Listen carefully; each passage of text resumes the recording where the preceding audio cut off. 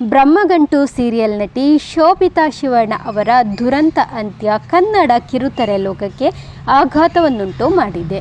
ಈ ಶಾಕಿಂಗ್ ಸುದ್ದಿ ತಿಳಿಯುತ್ತಿದ್ದಂತೆ ಶೋಭಿತಾ ಅವರ ಕುಟುಂಬಸ್ಥರು ಹೈದರಾಬಾದ್ಗೆ ತೆರಳಿದ್ದು ಘಟನೆಯ ಮಾಹಿತಿ ಕೇಳಿ ಬೆಚ್ಚಿ ಬಿದ್ದಿದ್ದಾರೆ. ನಟಿ ಶೋಭಿತಾ ಶಿವಣ್ಣ ಅವರು ಹಾಸನ ಜಿಲ್ಲೆಯ ಸಕಲೇಶಪುರ ಮೂಲದವರು. ಶೋಭಿತಾಗೆ ಒಟ್ಟು 3 ಅಕ್ಕಂದಿರು.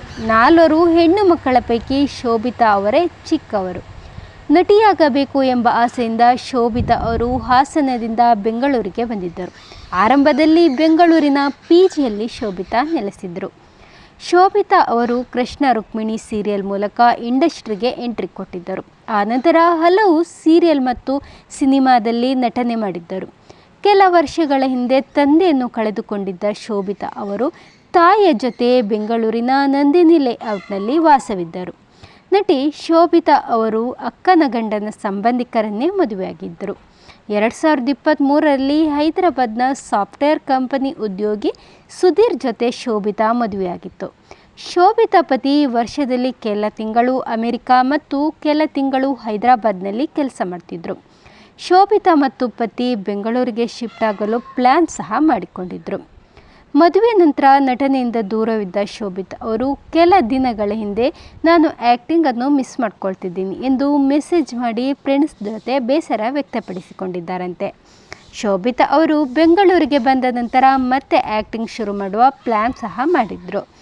ಸುಧೀರ್ ಹಾಗೂ ಶೋಭಿತಾ ದಂಪತಿ ಹೈದರಾಬಾದ್ನ ಕೊಂಡಾಪುರ ಶ್ರೀರಾಮ ಕಾಲೋನಿಯಲ್ಲಿ ವಾಸವಾಗಿದ್ದರು. ಡಿಸೆಂಬರ್ 30ರಂದು ಪತಿ ಸುಧೀರ್ ಮನೆಯಲ್ಲಿದ್ದಾಗಲೇ ಶೋಭಿತಾ ಅವರು ಸಾವಿಗೆ ಶರಣಾಗಿದ್ದಾರೆ ಎನ್ನಲಾಗಿದೆ. ಹೈದರಾಬಾದ್ ಖಾಸಗಿ ಕಂಪನಿಯಲ್ಲಿ ಸಾಫ್ಟ್ವೇರ್ ಇಂಜಿನಿಯರ್ ಆಗಿದ್ದ ಶೋಭಿತಾ ಪತಿ ಸುಧೀರ್ ಅವರು ಕೆಲಸದ ನಿಮಿತ್ತ ಲ್ಯಾಪ್ಟಾಪ್ನಲ್ಲಿ ಕೆಲಸ ಮಾಡುತ್ತಾ ಹಾಲ್ನಲ್ಲಿ ನಿದ್ರೆಗೆ ಜಾರಿದ್ದರು. ಶೋಭಿತಾ ಅವರು ಬೆಡ್ರೂಮ್ನಲ್ಲಿ ಇದ್ದರು. ಬೆಳಗ್ಗೆ 8ರ ಸುಮಾರಿಗೆ ನಿದ್ರೆಯಿಂದ ಶೋಭಿತಾ ಪತಿ ಸುಧೀರ್ ಎಚ್ಚರಗೊಂಡಿದ್ದಾರೆ. ಬೆಳಗ್ಗೆ ಪತಿ ಸುಧೀರ್ ಬೆಡ್ರೂಮ್ ಡೋರ್ ಸದ್ದು ಮಾಡಿದರೂ ಶೋಭಿತಾ ಡೋರ್ ಓಪನ್ ಮಾಡಲಿಲ್ಲ. ಈ ವೇಳೆ ಸುಧೀರ್ ಅವರು ಹತ್ತಿರದಲ್ಲಿದ್ದ ಶೋಭಿತಾ ಸಹೋದರ ವಿಜಯ್ಗೆ ಕರೆ ಮಾಡಿದ್ದಾರೆ. ಶೋಭಿತಾ ಸಹೋದರ ವಿಜಯ್ ಅವರು ಫ್ಲ್ಯಾಟ್ಗೆ ಬಂದ ನಂತರ ಬೆಡ್ರೂಮ್ ಡೋರ್ ಒಡೆಯಲಾಗಿದೆ. ಈ ವೇಳೆ ಶೋಭಿತಾ ಮೃತದೇಹ ಕಾಣಿಸಿಕೊಂಡಿದೆ. ಪತಿ ಪತ್ನಿ ನಡುವೆ ಯಾವುದೇ ವೈಮನಸ್ಸು ಇರಲಿಲ್ಲ. ಕಳೆದ ವಾರವಷ್ಟೇ ಗೋವಾ ಟ್ರಿಪ್ ಹೋಗಿ ಬಂದಿದ್ದೆವು ಎಂದು ಸುಧೀರ್ ಹೇಳಿಕೆ ನೀಡಿದ್ದಾರೆ. ಶೋಭಿತಾ ಸಹೋದರ ವಿಜಯ್ ಅವರು ಪೊಲೀಸ್ ಕಂಟ್ರೋಲ್ ರೂಮ್ಗೆ ಕರೆ ಮಾಡಿ ಗಚ್ಚಿಬೌಲಿ ಪೊಲೀಸ್ ಠಾಣೆಗೆ ಮಾಹಿತಿ ನೀಡಿದ್ದಾರೆ.